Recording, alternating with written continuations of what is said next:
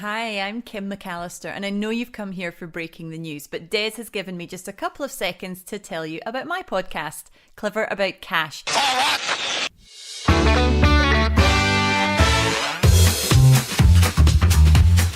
It's Breaking the News with Des Clark. I am Des Clark, and this is Breaking the News, the show that breaks the week's news and asks four opinionated panellists to put it back together again. And joining me this week is comedian Susie McCabe, and with her is stand-up Liam Withnell. And facing off against them is comedian Josie Long, and joining her is stand-up Gareth Waugh.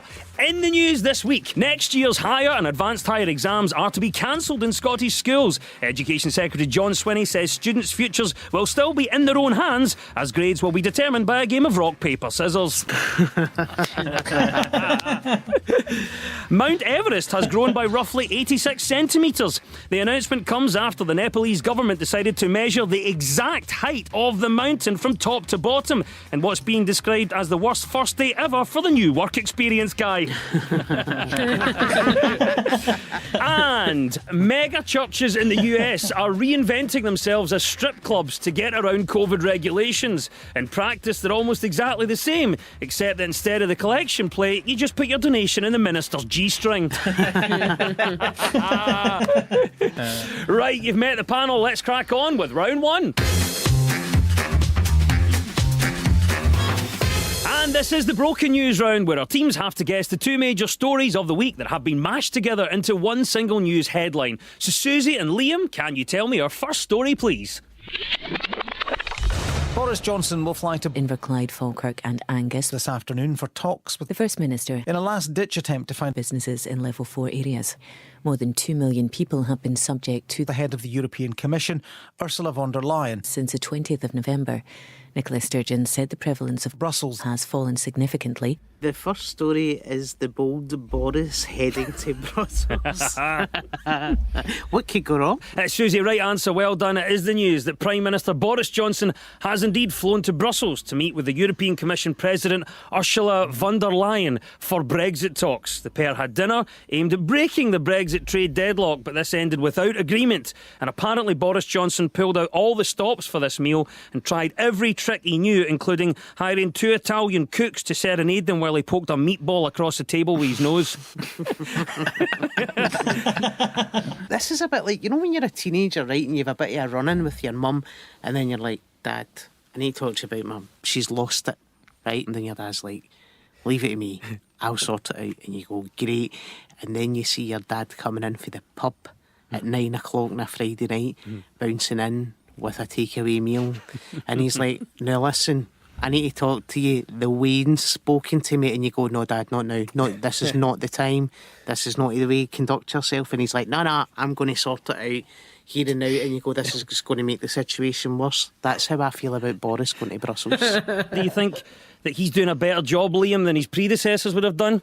He had an oven-ready deal, didn't he? So, you know, what's the issue? It was ready, except that he didn't have an oven-ready deal. He didn't have an oven. He's not got a kitchen. Do you know what I mean?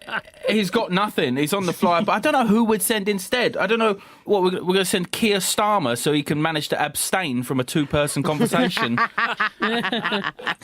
back like, right, I've not got a deal and I've sacked John McDonnell.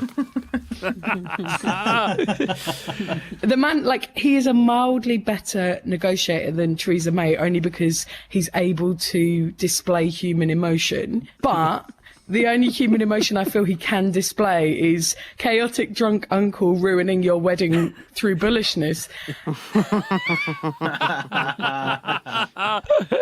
Gareth, 31st of December is looming. Do you think that the negotiations are now providing some sort of end in sight, or will it just keep going? I think it'll just keep going. I mean, the story at the end of the meeting was that the talks ended without a breakthrough. The exact wording was we need to wait on Sunday for a firm decision, and then after Sunday we just have to wait for a solid decision a few more days later, and then there'll be a final decision, and then after that there'll be a final decision, and then maybe before Christmas there'll be a no gives his back to his pinky promise decision, and then by the 31st there'll be no deal. It brings us to obviously the idea of negotiations. They continue. But what is the negotiation that you are proudest of? Probably when I got my dad to raise the pocket money.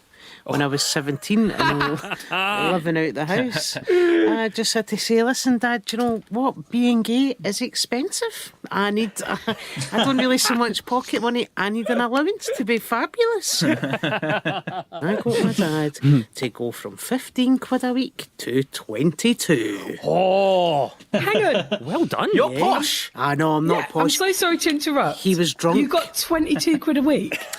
Aye. This was the 80s. I'm guessing you bought a house, right? Was the 90s, mate. Was the 90s. £22 a week is more than I'm getting from the self-employment grant. Josie, I'll start with you then. What is the negotiation you're proudest of? I moved into my flat, and when I moved in, there was a bill from an energy supplier who are not my energy supplier, and that bill was for £68, right? And I had photos of the exact meter readings, and I emailed them the photos, and I was like, you are not getting away with this. Guys, I knocked a £68 bill down to an £8 bill, and I feel like Mr. Smith going to Washington. I can't believe it.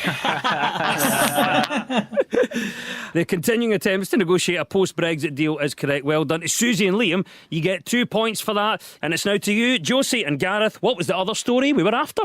This is all about COVID and the tiers changing in Scotland, specifically the tiers going down, I suppose, if you were lucky enough. Well done, yes. Massive for us this week in Scotland. It is the news that all 11 areas living under Scotland's toughest level 4 coronavirus restrictions are being downgraded to level 3. It has also been confirmed that Inverclyde, Falkirk and Angus will move down from level 3 to level 2, and both Dumfries and Galloway and the Scottish borders will move to level 1 from level 2. What do you think about this, Gareth? Do you think that's the right move? And do you think people would have actually stuck to the tiers at Christmas anyway? There is absolutely no way that people would have stuck to it at Christmas time. There's just not a chance. I, at the start of lockdown back in March, got myself a job in a supermarket, so I've seen the worst of humanity. I've fought old women away from the toilet roll aisle. I've had to defend it. Say, do you need that many? It's one per person. Like, I've seen it all. So there's no chance. Absolutely no way.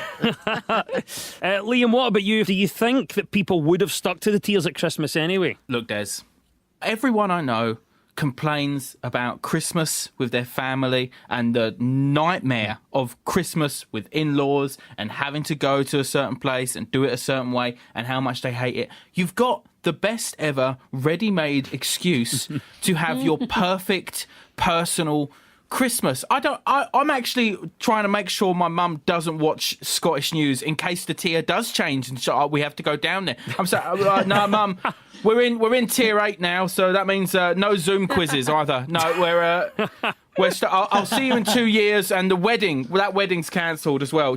I don't know why people aren't using this way.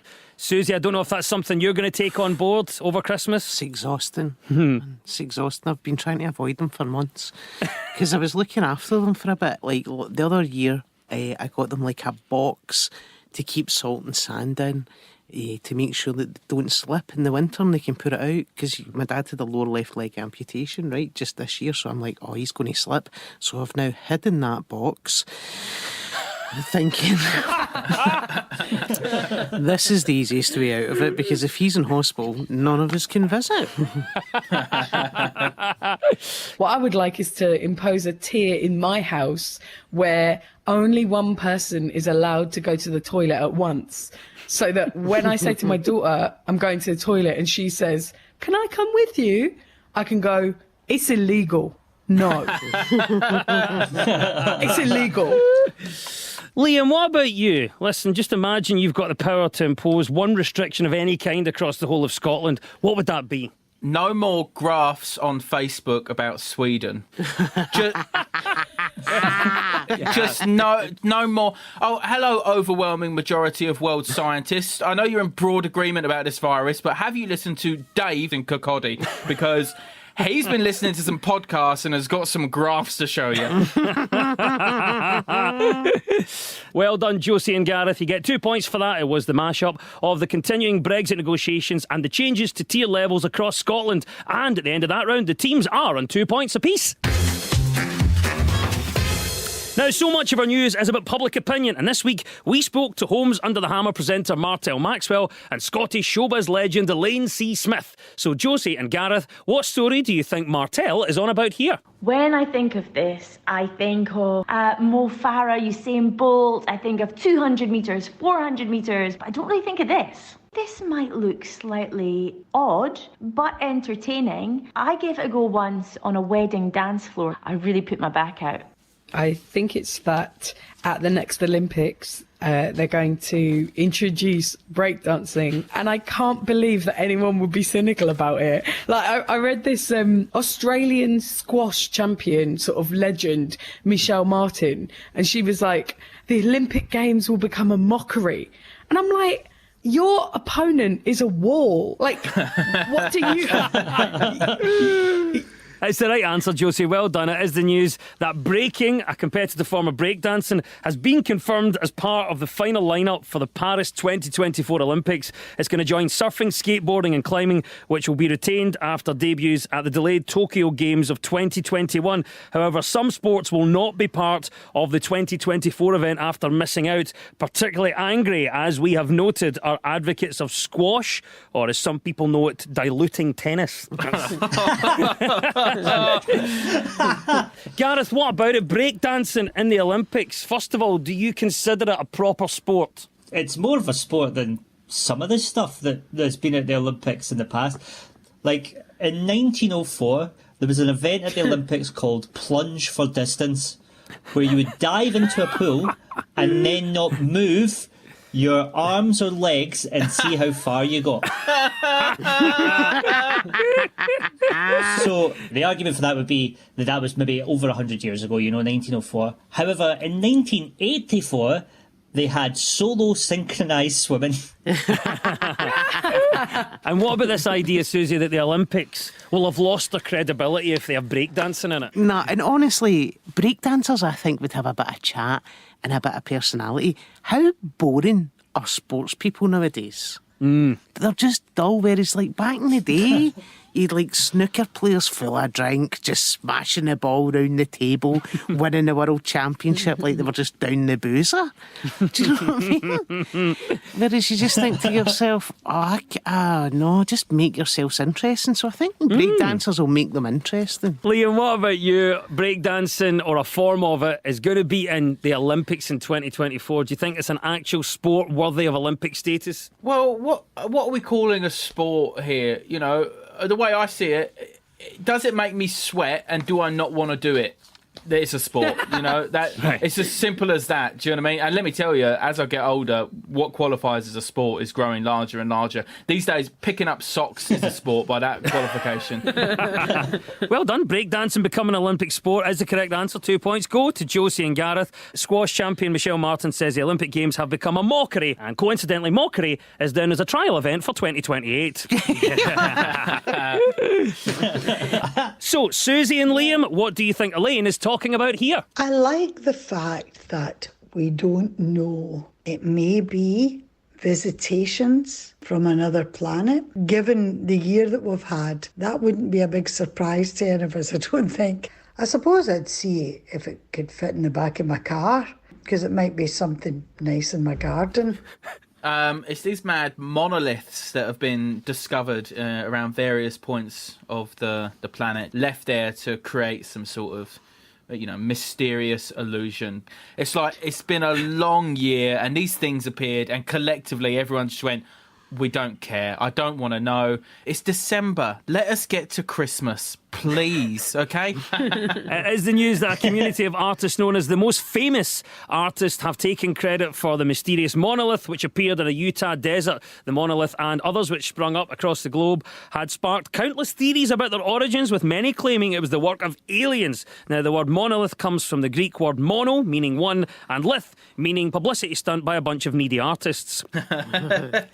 Do you know how they discovered it in Utah? Mm-hmm. It was wildlife officials who were counting sheep from a helicopter.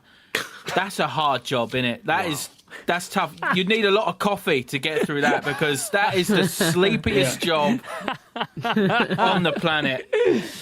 Susie, what about you? First of all, what do you think about these monoliths. They went to, right, California, the Netherlands, Pennsylvania, Las Vegas, California. Right, now that all sounds kind of all right, doesn't it? You go, that'd be all right. They would be quite cool places. And then you go, Isle of Wight, really?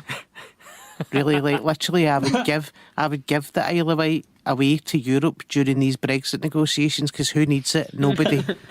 Josie, what about you? Did you see much of these monoliths, and were you disappointed that they were artists, not aliens?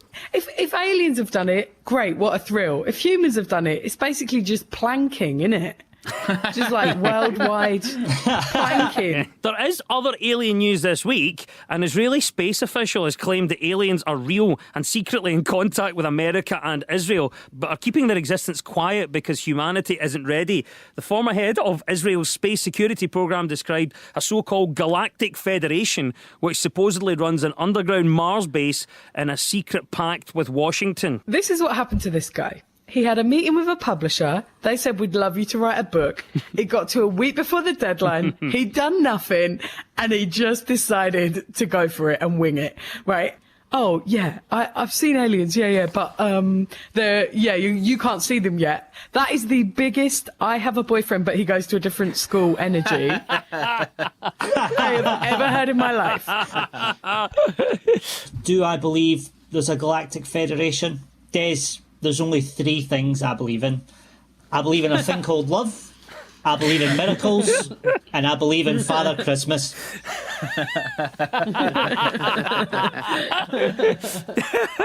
Yeah, well done. The monoliths and alleged existence of aliens is the correct answer. 2 points go to Susie and Liam. You're tuned to a socially distant Breaking the News on BBC Radio Scotland with me, Des Clark. Now, this round is all about who's in the news. I will play you a clip of a mystery person. All you have to do is tell me who it is. So, Susie and Liam, you're first this time. Who is this? Oh, it was fine. I wasn't nervous at all. It was really good, yeah. It hasn't sunk in yet.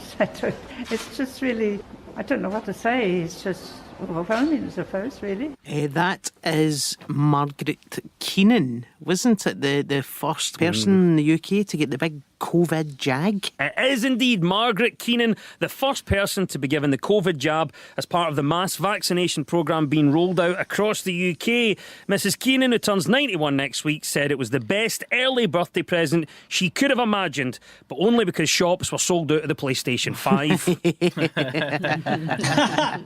Obviously a big day. People have been building up to it for a while. Liam, how did it make you feel seeing the vaccination start to get rolled out for COVID-19? Yeah, of course. Great. It's like that slight glimmer of hope that we've had, none of all year. And, she's great. Good luck to her. I will say this.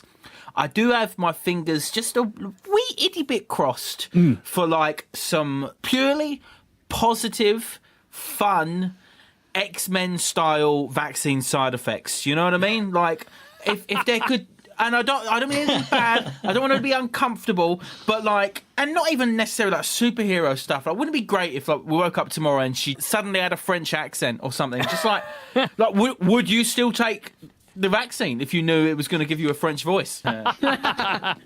Josie, what about you? How did it make you feel seeing it start to get distributed? Yeah, I'm just so happy for her. And I just love that generation of people, the 90-plus-year-olds. They're such a cool generation that they named themselves the greatest generation. That is some brass tacks. That's incredible. They built the welfare state. They survived the Second World War, and they still use napkin rings. And they deserve to keep going. And what about this idea of celebs and people in public life being taken to get public vaccinations so that people will then be inspired to go for it? Do you think that could work? No, I think they're doing it the wrong way round. If you want to boost the numbers, don't have prominent figures getting the vaccine, have them administer it. Yes. Imagine getting your COVID vaccine from the Queen. Or Howard from the Halifax adverts. My Queen.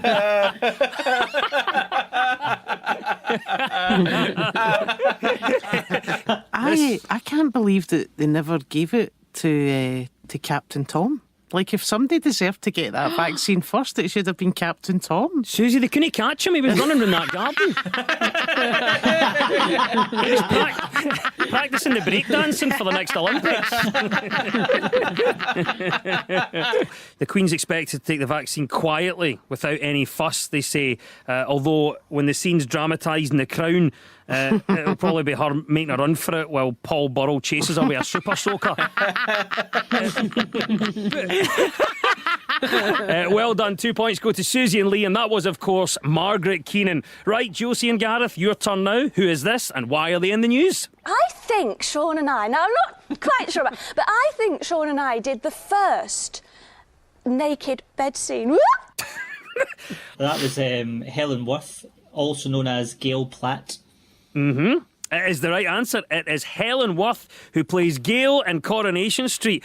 Coronation Street, of course, turned 60 this week, and the Corrie legend that is Helen Worth has said she feels so proud of the ITV soap for carrying on amid the coronavirus pandemic and making it to the show's 60th birthday. The cast and crew were, of course, planning to celebrate with a party in the Rovers' return, but as Manchester is now in Tier 3, they're going to have to teach Ken Barlow how to use Zoom. I don't know if you're a fan of the show, Gareth, or you've caught it, but obviously 60 years is some achievement. What do you think the secret is to Corrie's longevity? Well, it's pretty obvious, isn't it? We now have a better understanding of medicine. So, like, when Corrie first came out, the average lifespan was 70. However, it's now risen to 80, meaning there's more old people hanging around for longer, watching crap TV and ruining elections.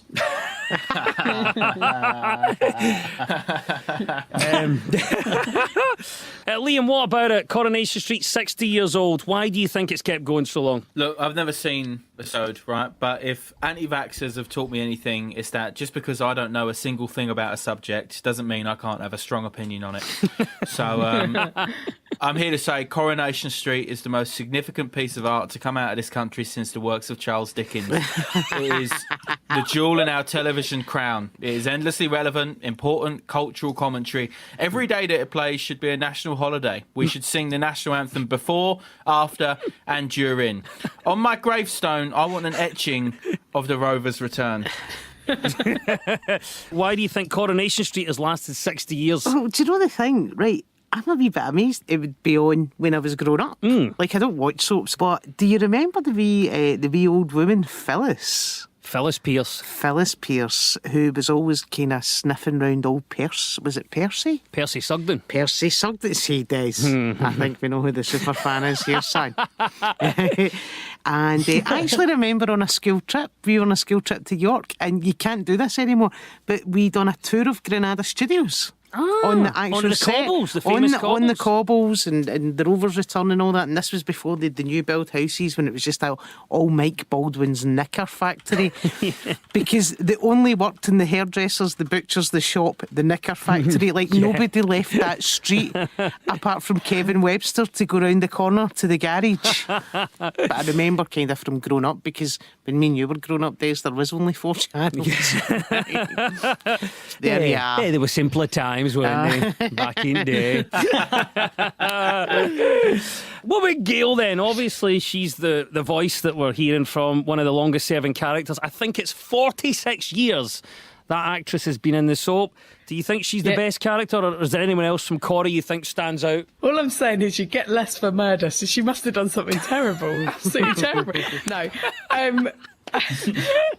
I mean, Gail is a lovely character. I think Coronation Street is genuinely a cool show. I don't watch it, but I have a lot of respect for it. But, you know, Gail is not the best character. Like, who could forget Moni Jim, the debt collector? Or Alison McHegarty, the evil orphanage owner?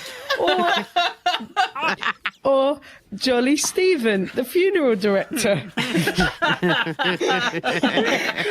Oh my God, I don't know why this is amusing me so much. It's not even very good.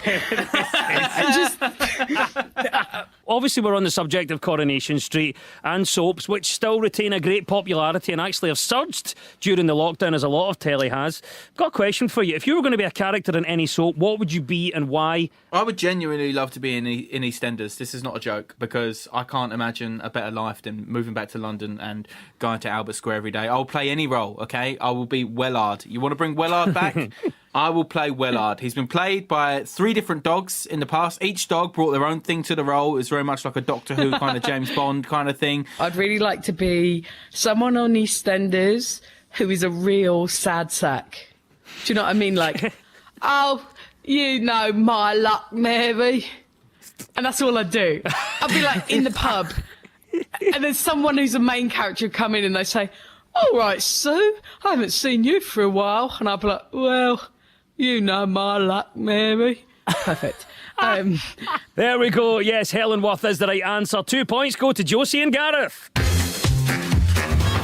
And it's time now for our final quickfire round, which is all about deciphering the numbers in the news. So I will read out a headline. All the teams have to do is fill in the blanks. So get ready, teams. When we run out of time, you'll hear this. In the microwave. There's Nigella Lawson with an odd pronunciation of microwave whilst cooking some mashed potatoes. Right, let's go for it. Here we go. What will you see for the first time in 800 years this Christmas? Your family. What will you see for the first time in 800 years this Christmas? A pint being poured. Oh, I know. The dream. I know. What will you see for the first time in 800 years this Christmas? Is it Santa's CV in Aldi?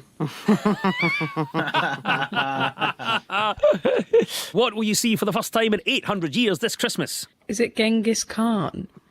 I was just going by what was around 800 years ago. Liam, what will you see for the first time in 800 years this Christmas? David Attenborough will crawl out of his den, and if he sees his own shadow, we'll have 6 more weeks of winter.